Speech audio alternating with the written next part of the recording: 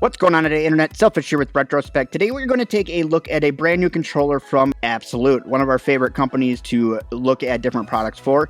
And they just came out with their C5 Pro controller. It's kind of a step between some of the controllers that we have reviewed here on the channel before, and I think I know exactly where this is going to fit in within my lineup.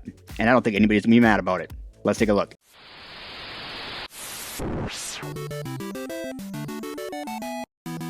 Before we get going, full disclosure, abxylute did send me the C5 Pro controller for a fair and honest review. They're not going to see this video beforehand, and they have no opinion on what I say in it. All opinions are of my own. All right, let's do a quick unboxing here of the abxylute C5 Pro controller. Like that they always come with the most simplistic boxes. I am all about saving the environment, and these boxes are definitely contributing to that saving of the environment. Looks like we have some of our specs right here with our HallEffect joysticks and triggers, turbo, vibration, 200 polling rate, all that kind of fun, happy stuff. And we will see what comes in the box. So first off, we do have the C5 controller. We'll just move this off to the side over here. I didn't get that. Could you try again? No, Siri. I wasn't talking to you. Thought she was going to say something again. We do have an A to C cable. This is not a long cable by any means. Obviously not meant to be used as a USB to your PlayStation or anything like that. This is a fairly short cable. It's probably about 2 feet long. Nothing too crazy. Mostly just probably used for charging. No paper accordion, but we do have a flip book, if I can flip it. This does come in 2 languages, like a lot of this stuff does, and this actually is very useful. This has pretty much everything you're going to need in order to run the controller directly through this flip book right here. It does have your PlayStation mode settings, which if this is what you got it for, this is definitely going to be helpful. Let me get back to that page here for you. And you can go through here and set this up for your PlayStation. And we're going to test that out here in just a minute. But pretty good information right there. And then over here, we do have our controller and our dongle. So our dongle here is going to go directly into our PlayStation, and that will give us obviously the signal between the two. And as far as our controller goes, if we can get it out, and it is nice that they did put these around the sticks so that you don't have any problems with the sticks. Look at this box out of the way, and we have our the box just fell behind me, and we have our controller here, lighter than a PlayStation controller. We'll wait here in just a second. Definitely pretty comfortable too. It seems to separate your hands pretty well. I personally like to feel this controller more than abxylute's C6 controller, which is this controller right here. The C5 does have some more options as well. Aside from being able to hook up to your PlayStation, you do actually have your back buttons right here, something that the C6 did not have. Now the C6 is a bigger controller. The C5 is a little bit smaller, but I do feel it's a little bit easier to hold on to. It's a little less slick thanks to this rubber they added to this. I don't believe this was in the original build for this, but they did add this rubber to it, which is really nice. And again, it feels lighter than the C6 controller as well. Pretty good feel, and we will go through the I/O of this controller here real quick. We'll start at the top like we always do, just handhelds and controllers in general. We do have our bumpers, right and left, as well as our right and left triggers. We also do have a Type-C port. This is going to be specifically for charging. The cable isn't really long enough in order to be able to use this as a wired controller. On the back here, we do have some additional buttons here with our MR and ML buttons right here on the back. So if you do like to program back buttons, they are available on this, which definitely gives it more of a pro feature than something like the C6. Now, if we go here on the bottom, we have nothing, though there looks like a slot that they filled in, so I'm not sure what they were trying to put in there. It actually looks like a memory card slot. Don't know what that is there for.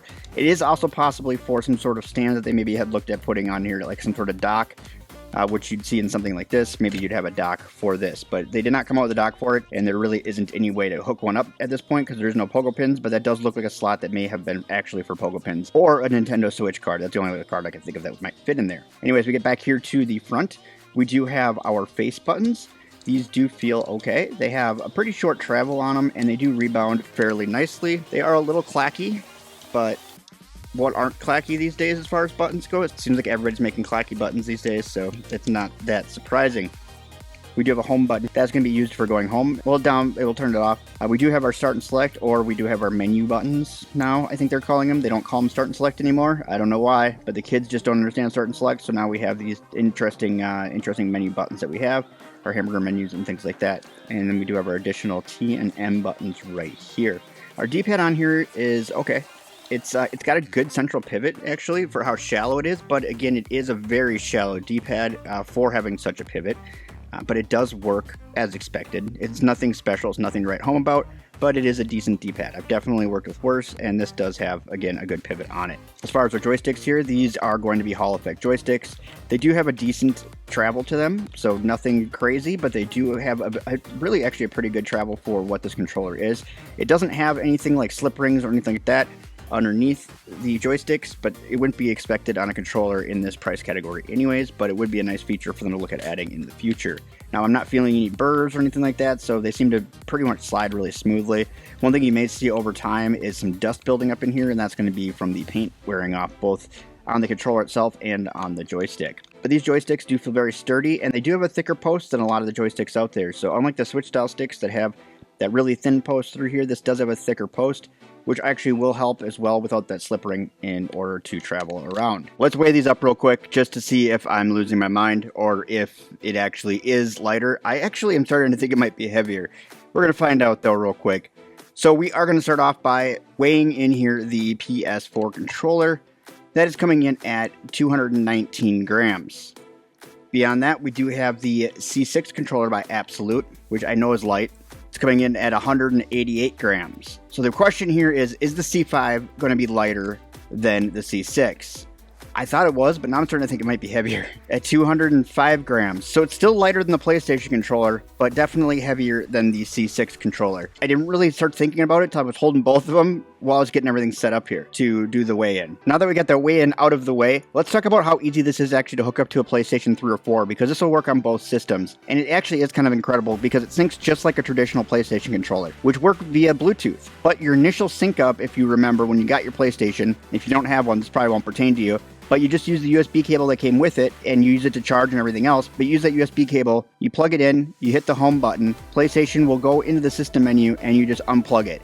The light on here is going to turn solid, you unplug it, it'll be sunk. And then that's what this is going to be sunk to every time you turn it on until you sync it to something else. Now, just like any other controller that you have on your PlayStation, if for some reason it forgets, because let's be honest, PlayStations tend to forget, or do occasionally forget, maybe that's a better way to phrase it, they occasionally forget our controllers, you will be able to actually find this controller then underneath the system menu. You would just hook it back up with that cable, go underneath the Bluetooth controller menu, you'll find it, select it, and this will be your controller once again. And when syncing this with other systems, this actually does show up as a DualShock as well. Like I said, with the PlayStation, you just sync it up through the Bluetooth that way. You also do the same thing for Nintendo Switch, though not the same. You go into the grip order, you hold the buttons, and it goes into that. Now, you're going to find the directions for everything you might want to sync it into inside of this manual right here. As you can tell, I carried it around because I tried it on all kinds of devices in my house. So I just used this to figure out exactly what system I was hooking to, and the directions are right there. This will hook to everything except for an Xbox. Literally everything. We have Windows PCs, Mac, Steam Deck, Switch, Android, iOS, PS3, and PS4. And don't forget Tesla. And I'm guessing if Ocean Gate was around, we could probably hook up to that as well. Is that too soon? Okay. In my testing, the C5 Pro did fairly well. I am pretty impressed for what you get for price and performance as far as this being a very inexpensive wireless controller. It's kind of impressive. And then for it to still have the back paddle buttons here is a very nice feature to have on a controller such as this. Would this be my primary controller? I'm going to be honest with you, probably not. One thing I would probably recommend to abxylute as they continue to manufacture these would be to add some weight to it. I know I thought it was lighter than it really was, but even add another 20 to 30 grams would make a huge difference here for what it feels like in your hands. I know it's a goofy thing, and I know it's something that I've made fun of in videos in the past because I hate when manufacturers add weights to their controllers, but in this case, a little bit more weight would make this feel more premium. I feel like you're losing some of the value of what you're getting just based off of how light this controller is. Our brains perceive it as it can't actually be that good because it can't pack all the tech in it that I want, though most of it's right here. Now, is this going to be a controller that I will use every day? No. But I think this is the perfect Player 2 controller. And hear me out. I test out all kinds of crazy controllers trying to find which controller I want to use with which system, and they usually stay there once I pick it out. When I have friends over or my kids want to play, I don't want to skimp them and give them a really crappy controller or even just the base controller from, for instance, in this case, PlayStation. Now, if you're thinking you don't have a touchpad on there and you're Player 2 and need to use a touchpad in a game, well, the T is good for touchpad. Also turbo, but it also works as your touchpad button, so if you're playing PS4, you actually do have access to be able to push on that touchpad, and I find this easier to push than the actual touchpad. But you want to leave them with a controller that actually gives them a good taste in their mouth for what you're playing, and they're not complaining about the controller the entire time, because let's be honest, We've all done it, and our friends have done it too. This gives them a solution that works similar to DualShock controllers, but actually offers a couple more features, and is pretty comfortable in the hands, and it's not going to slide around. And if you have friends with sweaty hands that like to eat Cheetos like I do, it's really easy to wipe this controller off, and with the sweat on their hands, it's not going to be sliding all over because of the grip that they added to it. So I think this is like the perfect Player 2 controller. In fact, I might pick a couple more of these up because I do have a lot of PlayStations. So when we do game nights, I might have a couple of these sitting around for my friends to use, and I don't see any of them complaining about this. So this is a good controller for that. One other recommendation I would have for abxylute would be to pick a D-pad, because they could actually tweak one and get it right. The S9 probably has the best D-pad of all the controllers that I've tested for them so far. And it seems like every controller, they make it just a little bit different than the last controller. And by a little bit, I mean they go with a completely new D-pad every time instead of just trying to tweak the ones that they have. It works fine. I think that actually taking some of the D-pads out of their other devices and moving them forward and just continue to progress those. And my suggestion would probably be the S9 D-pad, and progress that, continue to go forward, just make it a little bit better on each iteration of these different controllers, I think would be a big benefit for them instead of starting over every single time, because they're just never going to find that mark if they use something completely different. Now, changing it all the time guards them from getting completely ridiculed because they're just never using the same D-pad. So some are just going to rate better than others. But as I said, all in, this is a controller I would definitely pick up for a Player 2 controller. I think you get a lot of bang for your buck here, so I think it's a really good value. You don't see very many controllers at this price point that even have these back buttons, less Hall triggers and joysticks, so I think that they've done a lot of right things here. It would be just a matter of tweaking that D-pad just a little bit. I'm not worried about how loud these buttons are or clacky they are. It's kind of on every controller right now. Every controller is coming out with clacky buttons, and you're just not getting away from it. Unless they want to go with the complete micro switch in here, where it would be a clicky button instead of a clacky button. That might be an option, but the way this sits, I think it works just fine. And I don't even think it's loud enough where my wife would get mad if I played it in bed. So I think we're doing pretty good there. Lastly, I just want to say thank you to abxylute for sending me this controller for a fair and honest review. All feedback is my own. All opinions are my own. They have no say in what I said here. And I do have some links to pick this up down on my thingamabob if it is something that you're interested in picking up. But that's all I got for today. Don't forget to comment, rate, subscribe, share this video with your friends because sharing is caring. It also helps grow the channel. And once you're done with that, check out one of these videos on the screen. YouTube picked them for you. So they obviously know you're going to like them because YouTube just wants to make that money. So they want you to stay around as long as possible. But that's all I got. Thanks for watching. Bye-bye.